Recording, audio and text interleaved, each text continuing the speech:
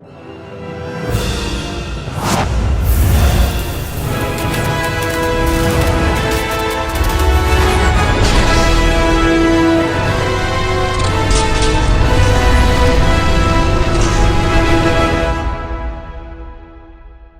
going on, everybody? Welcome back to another video. This time around, another audio only review. I like doing these. It's nice. I can just kind of sit back, talk into the mic. Maybe one day I'll transfer these over into some sort of podcast type of thing in the future. But yeah, you know, I know a lot of people tell me sometimes when they watch my videos that they just kind of put them on and they listen to them while they're doing things. So here's that opportunity for those of you who do that. And I wanted to talk about 3 series that come from the same mind, Mike Flanagan. And yeah, this is a set of shows that are on Netflix that I've been wanting to talk about for quite some time.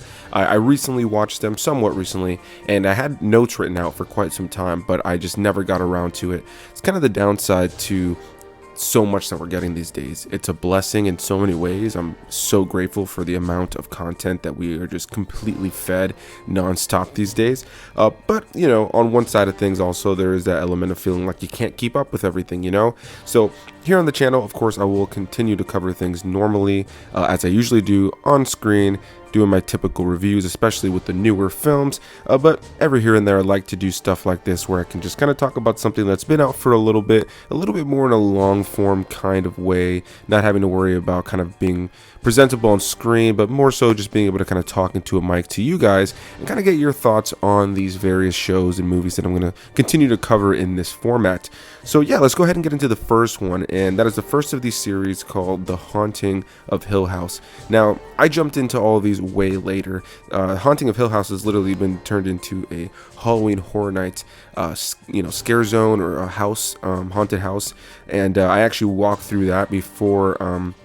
Not actually before. I'm actually incorrect in that. I knew that it was coming, and so I did. Now that I'm thinking about it, I did walk through the house first. I walked through it before ever actually finishing the entirety of that first season. So it was nice to kind of go into then the show and kind of see where some of those set pieces kind of play into the story. I didn't really know what was going on while walking through the house, so I never really felt like I was being spoiled, thankfully. But yeah, overall, that was such a cool experience to be able to kind of see it in person as well. But yeah, I jumped into these way late. I want to say it was just in the last few months that we decided to catch up on these, specifically more around the release or a little bit after the release of Midnight Mass, which is the third and last of these that we'll be talking about.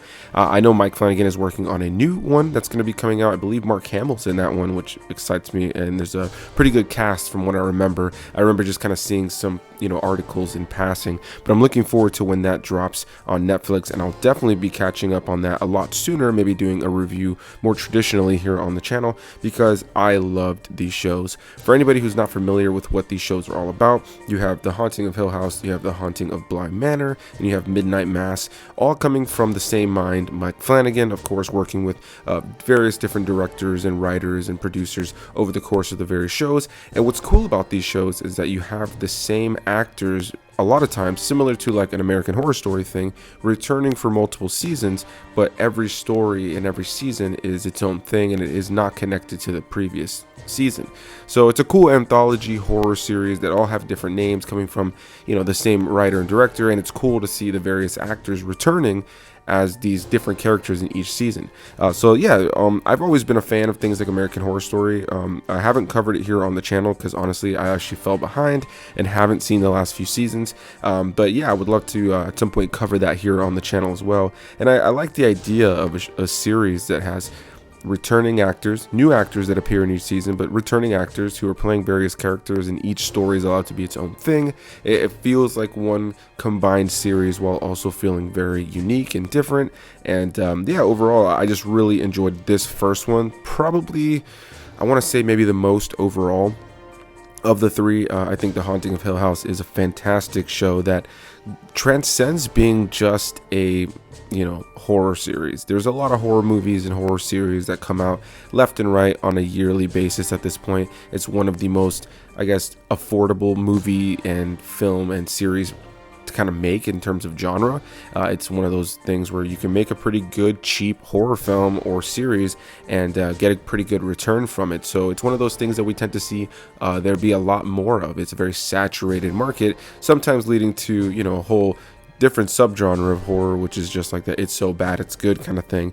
But in the case of The Haunting of Hill House, wow, what a great show, honestly. The cast from beginning to end is phenomenal. The cinematography in here is just so good. We get that from Michael Fimognari, I believe is how you pronounce his name. I could be incorrect on that, but incredible transitions throughout the entirety of this, which goes to the editor and everything going on with the director Mike Flanagan and his writing and his vision on this. But the editing works so well with the various cinematography that they did. The transitions and from scene to scene in the show are so well done, and then there are just huge stretches of the show that have long takes. There's one episode in particular that only has a few cuts, and the majority of the episode is dialogue based with little subtle moments of horror here and there, but the tension and the score, it just all kind of swells up to really just create really tense moments with beautiful cinematography. Again, sometimes really long takes where we're following the characters in and out of rooms and the camera is circling these characters, and man, it's really impressive. And the entirety of the series, I would say, in terms of all three of these individual seasons, I think really have that going for them. The cinematography is always fantastic. Yeah, you have the Newton Bros who do the score for this, which I think they do a fantastic job with the score here. I really thoroughly enjoyed their overall vibe when it comes to the show. You know, there's so much about this show that definitely relies on the visuals and the, you know, great transitions, as I mentioned, and the great editing and the great cinematography, but so much of it is really reliant on the music and how eerie it makes a lot of these moments. So yeah, I really got to praise again the Newton Bros when it comes to that's part of this entire movie or show, because yeah, you know, they really make it feel cinematic. Everybody makes this show feel cinematic. I really thoroughly enjoyed the way that this show looked, it felt, the performances were so real. And let's get into some of the cast here. You have Michael Huseman, you have Henry Thomas, Carla Gugino, Elizabeth Reeser, Oliver Jackson-Cohen, Kate Siegel, Victoria Pedretti, Lulu Wilson, McKenna Grace, Timothy Hutton, Samantha Sloyan, Annabeth Gish, Robert Longstreet. I mean, the list goes on and on and on. Big roles, small roles, and yeah, they're all fantastic in here. There's so many moments that these cast members really just completely blew my mind in terms of not only the writing and how they delivered the writing, but really just the humanity behind their characters. There are moments, you know, as we deal with suicide, as we deal with drug abuse, as we deal with a broken family here, that this is at its core a family drama that is just centered around a haunted house, you know, or at least the setting is a haunted house. You know, this show, I keep calling it a movie because it feels like one big movie. This show really leans into the horror. There's definitely elements and episodes and endings of episodes that definitely bring out the horror for sure. The ending of the first episode has one of the most creepy visuals I've ever seen, kind of just done in a movie or series when it comes to horror. It's so subtle, and the way it kind of just happens, the way that the final moments of that first episode just happen, it made me feel unsettled. The distortion of the face of one of our characters there in that scene, and the way it just kind of goes into the credits. I had a moment right after having watched this first season where I walked into the bathroom, and there is a light switch to turn on the fan and the light in my bathroom that's on the other side of the bathroom, and so I prefer to turn that one on. And as I was walking through the darkness for a moment to go and turn that one on, I had a moment where I saw that visual in my head, and I was freaked out. So there was definitely that element with this show where there was some really creepy visuals, things that just made you feel unsettled. There's one really good jump scare that comes later in the show it takes place in a car that really freaked me out the first time I saw the show. But yeah, overall the cast is so good, and I think this is the first thing I've ever seen Henry Thomas in as an adult. Henry Thomas obviously being the kid who played or the guy who played Elliot in E.T. So it was really great to see him in these three shows, as he does return for all three. It was really great to see him playing this father. And yeah, the show takes place, like I said, it's a family drama. It takes place in this haunted house setting, but it takes place in the past, and then it's constantly going from the future to the past. So we're doing flashbacks and we're going to the present, and that kind of leads into what I was saying before, is the transitions from the flashbacks, from one flashback to the next, somebody opening a door, and then when they the camera turns, the way that the camera would move with these, something like opening a door and it transitioning from a flashback to present time or vice versa, was so impressively done. Again, they just really got to praise the creative team. Mike Flanagan had a vision when it comes to his writing and his direction. The cinematography was fantastic. The composing is great.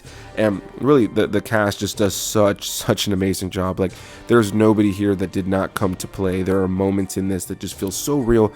And to me, like, these actors, when you watch something and you just really felt that mother and son connection, that parent to child's connection, that brother or sister kind of, the sibling connection in something, whenever you watch something, or even just like something that's like a really great friend movie where you really believe in the friendship, and the bond that these people have, there's nothing better than watching something and truly feeling that when you kind of have characters that are supposed to be a family, a unit, a team, a duo, whatever the case may be.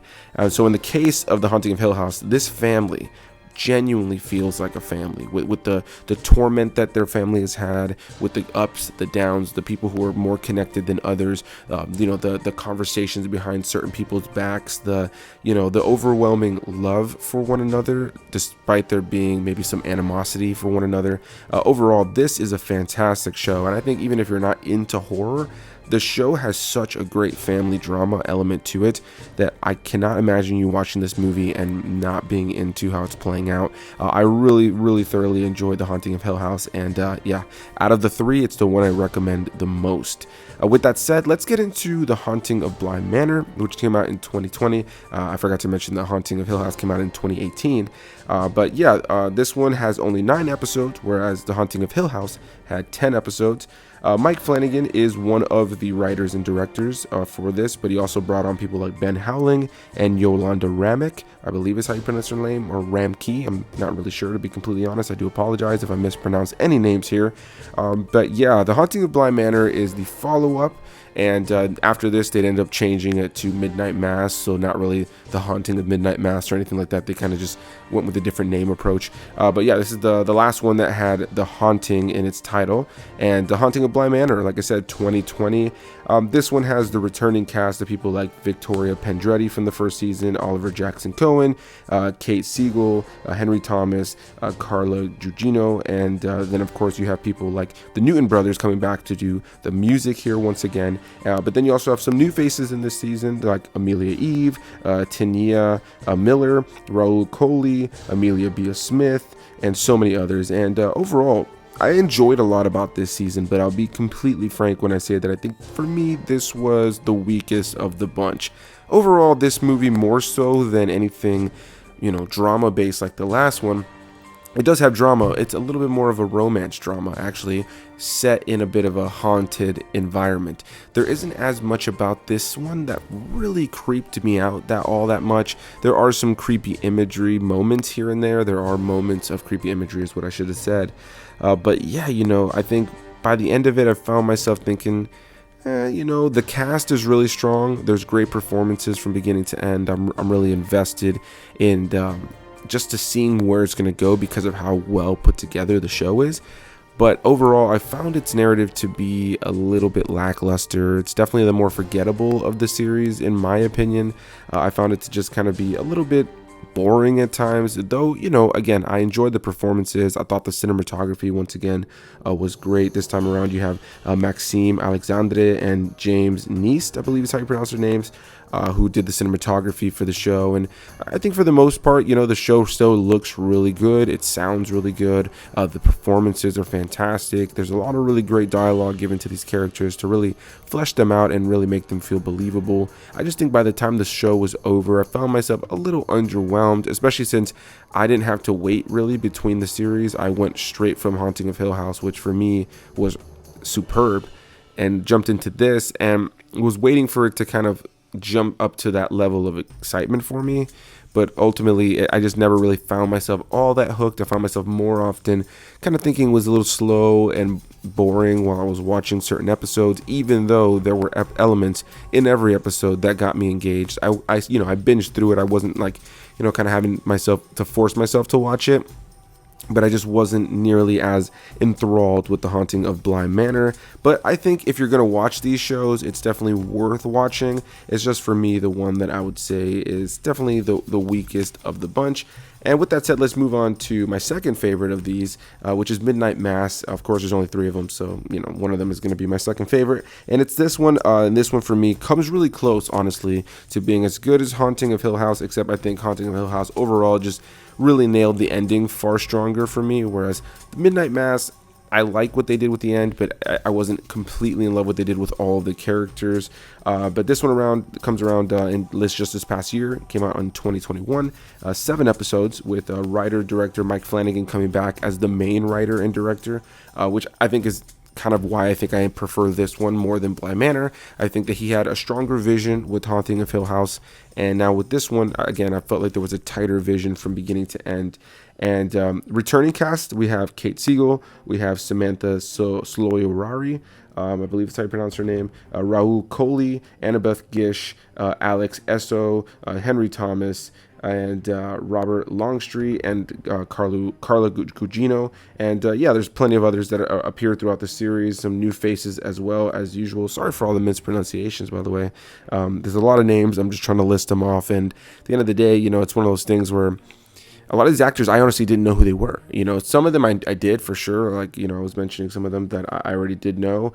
Some of them I'd seen in other things, but some of these actors for me were kind of introduced to me in this show. So a lot of these names are still really new to me. And overall, I just thought, wow, what a great cast in all of these shows. The returning cast, and usually the people that they bring in to join them in the new series, the new cast, they're usually really good as well. Like really, really strong performances.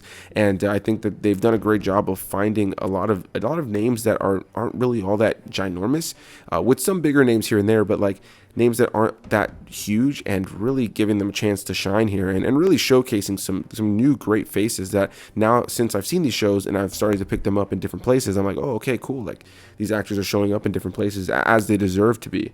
Some of the actors in these shows, though, I will say, I feel like I rarely see, and they deserve to be seen in way more, because phenomenal. Midnight Mass, again, has the composers, the Newton Bros, coming back, and the cinematographer from the first season, Haunting of Hill House, comes back, Michael Filmognari.